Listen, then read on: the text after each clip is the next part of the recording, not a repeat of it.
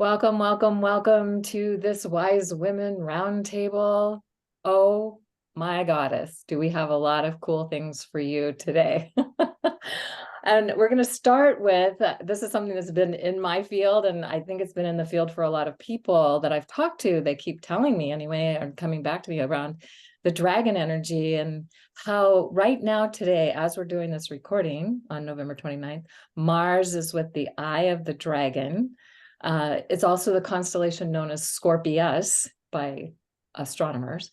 It's the Scorpion by astrologers, and but it's also seen as a dragon by the Chinese culture.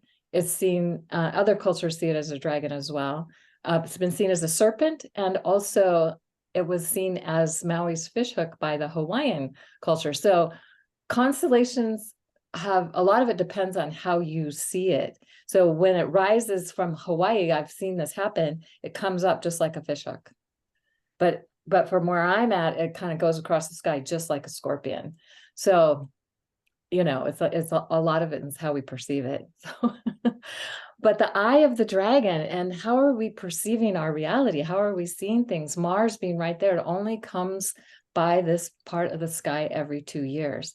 The sun has already passed here, and in the next few days, the sun will be passing the heart of the scorpion, or the heart of the dragon.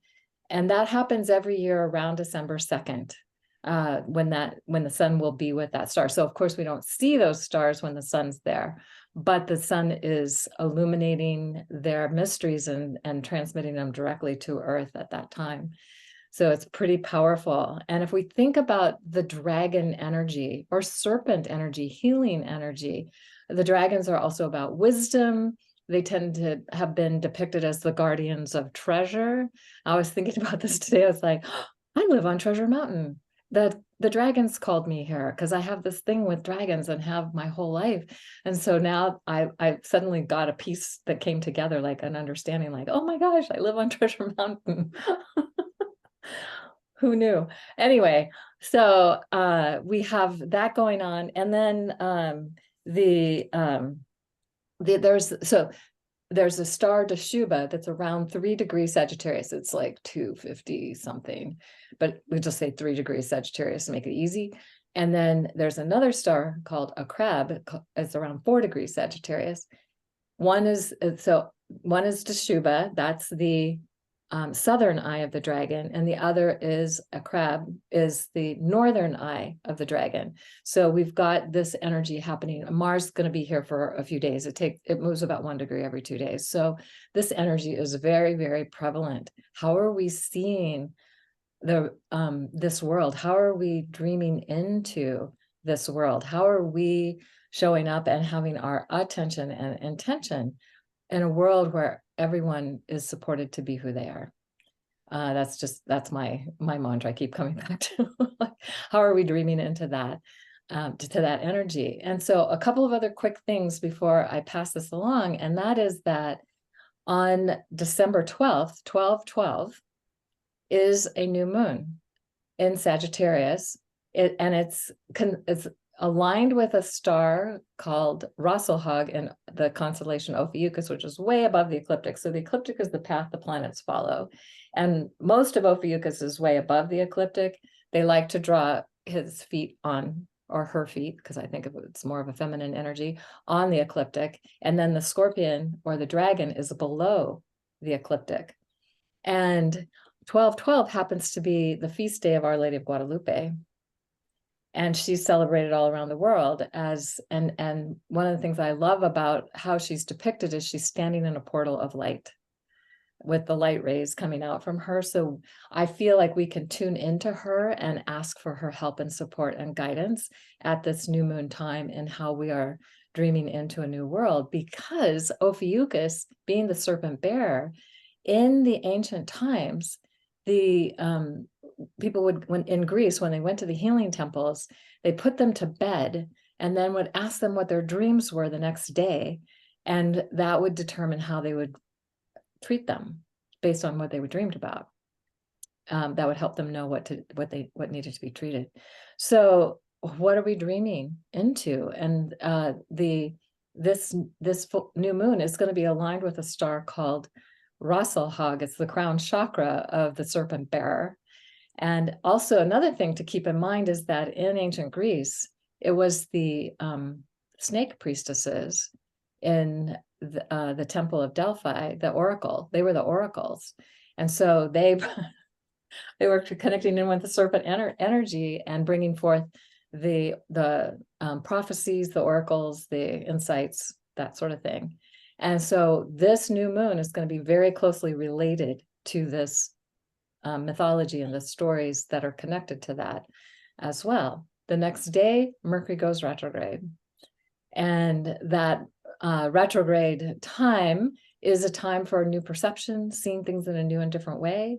That if we're really locked into a certain way of seeing things, the Mercury retrograde can be very challenging for people. But if we have that more openness and willingness to see things from a new perspective, and part of it is because it's going retrograde in Capricorn, is the old structures and how are we getting ready to change them into new structures. Then it goes retrograde back into Sagittarius, back into the Scorpion, and the tail of the Scorpion, and it will go direct in direct alignment with the star Rasselhag in Ophiuchus, the serpent bearer. Like all of this stuff is so connected. And then of course, the sun will pass Galactic Center, it's around 27 degrees Sagittarius, right before it goes into the December solstice time. And Galactic Center is where a lot of energy is moving from this black hole out into our galaxy. And many years ago, I saw a triune council of dragons that surrounded Galactic Center that were the guardians of this energy. So all of this seems to be very, very present for us at this time in terms of how are we going to engage it? How are we going to see it? And are we willing to bring back the energy? And if we think of dragon energy, serpent energy, Kundalini, life force energy, I mean, it's already a part of us. It's been repressed, suppressed, and we're not always attuned to it. So our opportunity is to maybe really allow ourselves to feel that energy more alive within us as we are dreaming into the new earth, as we approach a new solar cycle that will be exact at the December solstice. So enough from me. I'm passing it on to Elizabeth to get her wisdom and insights. Thank you, Kaylin. So I love this particular topic so much. I love that we were talking about the new dream, and December is such a nice time to do that because, especially in the north, it gets so dark. So it encourages the dreaming time. And I especially love that the Galactic Center is coming to play because now we have our electromagnetic field very lowered, and it's about 35 to 40% gone. And that means that this time, with the Galactic Center's energies for this solstice, the veil is very thin. So we get to receive the most precious qualities of light. And those qualities get to be woven into our experience. And that's what we came for. This is part of that 12,000 year cycle. So we're here to weave all of that in. And we've discussed before in one of our recent roundtables, most recent, around weaving and dream weaving. And all of this plays right in. So if we're looking at the dragon energy, what are they really? I think that people certainly can experience dragons in lots of ways. And I've experienced them in multiple dimensions myself. But the 10th dimension is where I often find them the most. And that dimension of consciousness is what I call the temples of the rainbow light. It's the temples of light. And it's all these qualities of light. And each quality, each wavelength of light has its own temples, its own libraries. And of course, that's how my brain perceives it, because I'm a big nerd.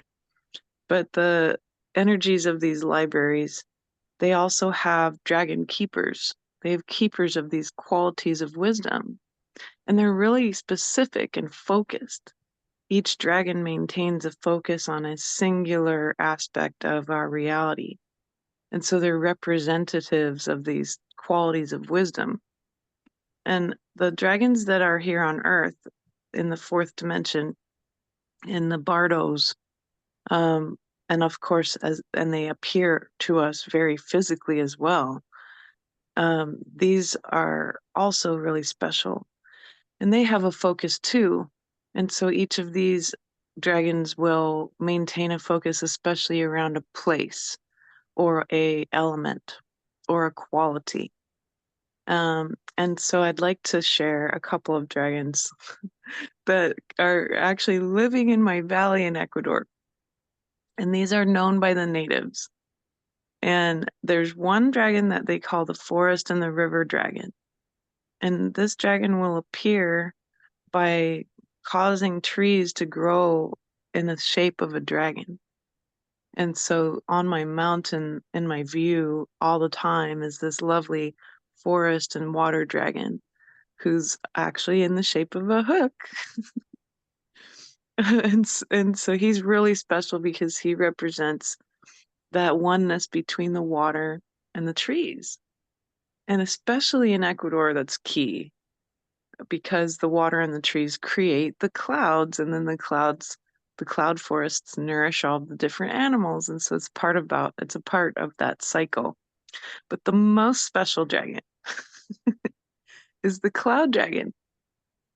And not only have myself, but of course, many, many people and my own family members have experienced this very special dragon.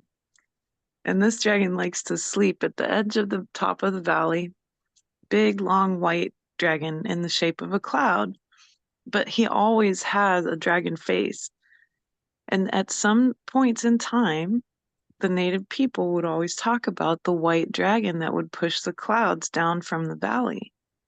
And so there is a cloud dragon that pushes the clouds down the valley. He'll push them all the way down, and then he will come back. And so he'll come back up the valley, and sometimes we'll interact with him. And he's protected us from storms and different things like that. And he's very, very cool. He's ancient, and he's been there as long as the valley has. So these wonderful beings are very real, and they're interesting to connect to.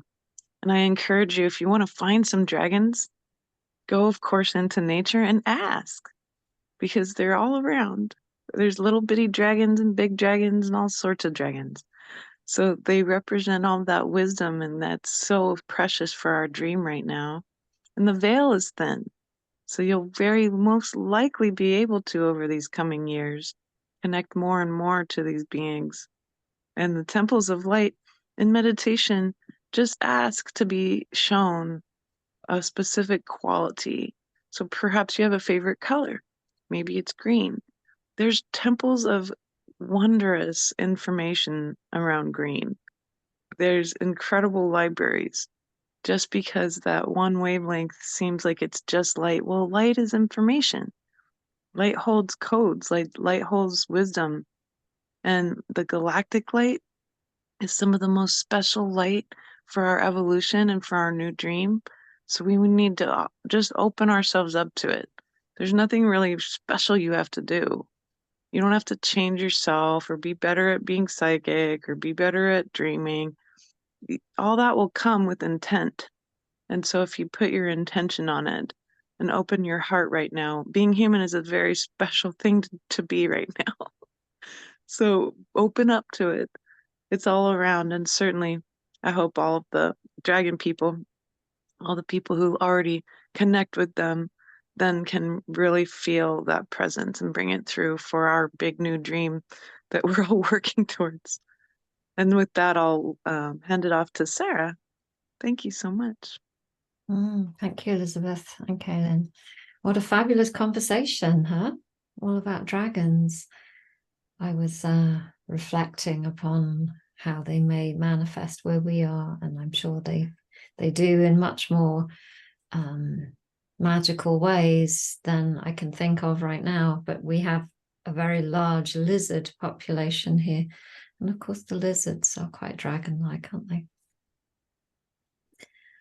So, yeah, I love as well that you were referring to the galactic light and how the veil is thin, because as I was preparing to join you all today, I actually really didn't know how to be or how to speak or how to turn up. And it's interesting that just before us, because it's evening time here, I'd been sleeping. So I'm literally just kind of back from that dream time as well. And what came very much to me as I sat down here, because I always trust the process with our gatherings, that I will just know what I need to share in the moment. It's not a planned thing for me. And so I looked around me and I kind of thought, okay, so I have some beautiful beings just here with me, and I want to share some of them with you, and how they relate to how I'm seeing life like right now. So I do actually feel that we're on this huge cusp, where we can go back into our kind of like default selves and go, oh my goodness, it's winter and it's cold and it's raining and it's this and it's that, and everything is very tediously the same.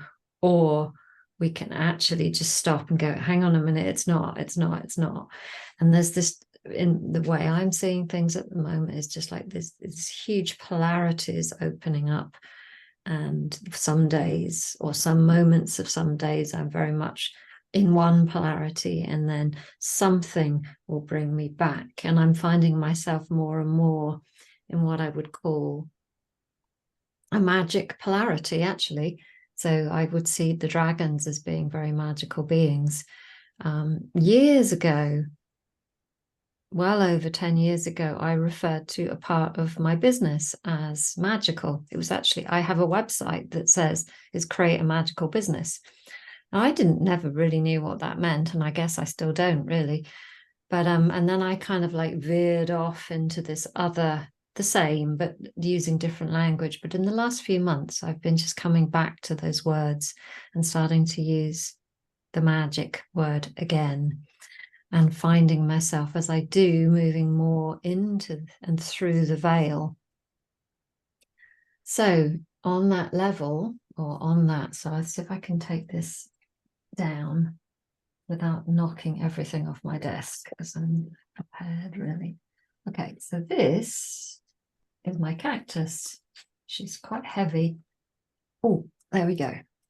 So my beautiful cactus. I'll try and peek around the side and not set myself on fire on the candle. So the reason I love this being, and she's kind of been sitting with me, is that I was told, and it's been true in the time that she's been in living with me, that cactuses don't actually like sunshine. And so she lived on the north window of where we live all summer, and she didn't get the direct sunshine at all. And so here we are in November, almost December, when there is no light. Look what she does. These most extraordinary flowers come from this being who does not like the light. And they're quite solid, these flowers, and they're almost a little bit dragon-like, actually, aren't they? Look at that. You know how they have this very interesting way of being. So I just find her such a polarity, that she is so present and so vibrant, and her flowers are quite solid as well. And yet, where does that come from? Where does that extraordinary presence come from? Because it doesn't come, it comes out the darkness almost. So what a being of resilience, huh? Is that how present and alive you can be, even when you choose not to be in the light. And so the other beings that here are very different, but I think very similar. So I'm going to share with you 3 essences from the Wild Earth Animal range. They're a range made in the United States by an amazing guy called Daniel Maple. And he makes essences shamanically. So there's no animals involved. He doesn't have a dragon one, interestingly. but he creates them in shamanic ceremony, and they're very powerful, felt on the 3D kind of essences. They're really interesting. So this one I was using yesterday for some strange reason. I can't even remember anymore. But this is the bumblebee. You can't see it very well. And you may know that the bumblebee technically cannot fly because its body and its wings are not of the correct proportions. So the bumblebee is very much in our essence world a representative of doing what is impossible. So I use this essence, I haven't used it for a while actually, when I need to do something or be something that feels really impossible. And so yesterday I was leaning into this energy, and it's a very priestess type energy as well, because of the bee energy.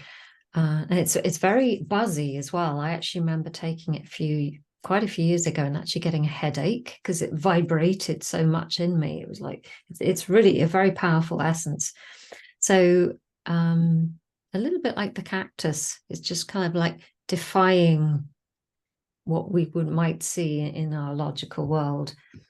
And then there's this other essence that again is a big polarity for me. This is a manta ray. So we have the cactus, which is possibly a fire being, and then the bumblebee, which is an air being, and here we have a water being. So this is a big manta ray, and these, again, they're very, very big beings in the water. I don't want to call them fish. It feels like, well, the right word. And this essence is all about being very moving fast, not necessarily fast in speed, but moving very efficiently where you need to go, because they're such big, can't say it, big beings, but they move very elegantly and swiftly and efficiently through the water. And so this is a beautiful being who displays such grace, such grace and ability to move in a very unique and otherworldly way. And then finally, an earth being is here as well. This is a lion, specifically a mountain lion. And these are beautiful. I love the cat essences that are created from this range. There's quite a few of them. I have quite a connection myself with cats, but the mountain lion essence is all about being gentle, but being strong. So finding those yang, forward-moving, courageous, bold energies, but being extremely gentle with them. Again, a polarity that potentially we don't really, well, certainly I might not have grown up with. So, yeah, so that's really what I want to share today. All these beings that are literally sitting here with me who are holding these seemingly beyond the veil qualities. And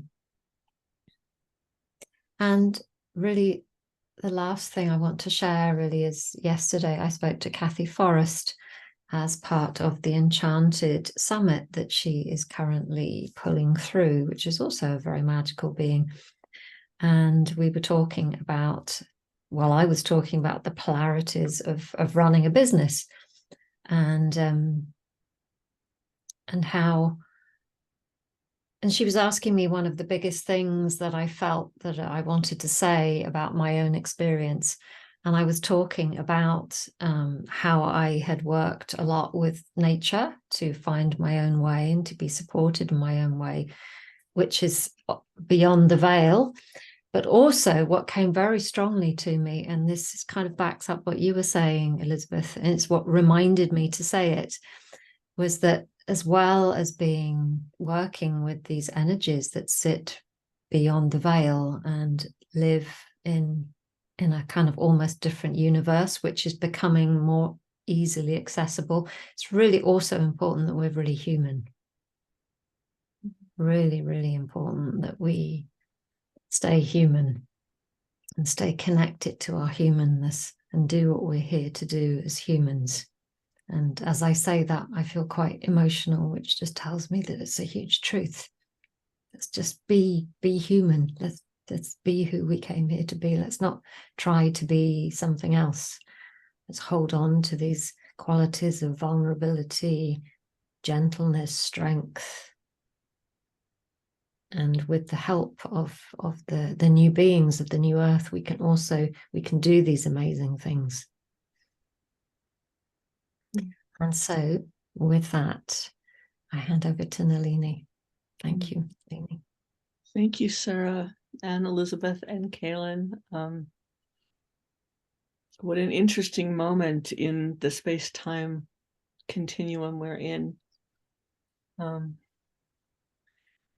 When Kaylin was speaking about the trinity of dragons that guard the Galactic Center, there are many such configurations, many such conclaves that guard openings here and elsewhere. And that particular trinity was transmitting while you were speaking and showing me the picture of the image that I had at last December solstice in 2022 of this 13 jewels of transformation that would come through this year, which was speaking to the 13 full moons of this year. But what was holding them together was a chain of 3 strands, triple strands. So if you think of the way DNA looks, the way we draw it, but add one, it looks like that. And then each of these jewels was showing up on that strand. And I hadn't noticed or realized perhaps until just now that that particular configuration of dragon energy, each of them were bringing a strand through this year. 2023 is going to be in all the books in every dimension. It's like, this has been the most incredible passage. You think of these strands of golden energy just woven together and streaming through this year and holding that energy. And this, I mean, the full moon was 2 days ago. It seems like lifetimes. And it happened, it's interesting, this Sarah was talking about polarities, like it happened in Gemini. And that tends to be thought of as mental communication, definitely air energy, but also polarized, either or. I mean, in traditional astrology, it gets that rap. And I think we're being uplifted. We're definitely being uplifted. That's been my experience this year. I'm a bit melted at the moment. I have no idea what this is here, except that there is a dragon being that has been sitting here. If you think of a dragon on its haunches and its tail kind of knitting, well, that's what's been enfolding me for days. So it's interesting that this came up today, but it's like the grandmother dragon, the grandmother electromagnetic energies of the cosmos are reweaving this world, and therefore every cell in our bodies. The mineral ally that showed up for this full moon was celestite, and celestite comes into being because a protozoan creature whose name and I won't think of it right now, Ankarth something. Anyway, I've written it down. Anyway, but it's a protozoan being, bonds with the element of strontium and creates a crystalline skeleton inside a one-cell being. And this is how this mineral forms. You know, we live within the miraculous all the time as seekers, light workers, awakened ones, whatever on this planet. Everybody talks about the light body. This is a one-cell being who simply creates one. So have we learned anything? I don't know. Maybe. And maybe that wasn't the point. Maybe learning in that way wasn't the point, because what I have felt through this year, and especially this week and this time and this moon and all of that, is that we could use a lot of ways to talk about it. We could say the world is turning inside out, and that's happening for us at the cellular level. It's an interesting metaphor. I don't know how apt any of them are, actually, but there's this explosion of new light coming in. And what I was shown, what, grandmother knitting dragon here is kind of showing me, is that the strands of light that have come in, these huge infusions, we just had the 12th of 13. So there was a huge completion in October. And then this one, I wouldn't have known what to expect anyway, but I've said often lately that my range of superlatives is now reduced to wow. And it's just letting all of these come in, but there is an infusion from each of these beings of light, not just dragon form, but all of them. And they come in like a Tibetan purba, and it's not to pin down negative energy, but to infuse light into what is creating a new network. It's not quite there yet, but it's creating a new network. Now, in past ages, there was a network of light and electromagnetic energy that connected all of the pyramids. And this was a generative grid that helped power consciousness on the planet. This new one will act out a similar function, but in these very multidimensional, interdimensional, interconnected, collaborative ways that look a lot like the flower of life, but they're not that structured. It makes the flower of life look like somebody invented a cookie cutter. And it's just, this is all so flowing and so shifting and so changing and so powerful. And we are in that wave, and it's not going to crest and recede. This is not going to be an ebb and flow, that kind of duality. It's simply moving. Gaia's moving within it. The cosmos is moving within that. She's moving within it. Everything is shifting and changing. And even the dragons that guard the Galactic Center are saying, and we get a new job description. And we all do. You know, where I live near the Rockies, we get cloud dragons quite often, and photographing them is fun, you know. And but also you feel those energies are moving through the high places in the world right now. All of the mountains, the Himalayas, the Andes, the Rockies, the Alps of every nation. You could say landing there first, but it's not that. It's coming up. And then moving along those ridges and birthing through the peaks and the valleys, which is a very feminine expression, this new network.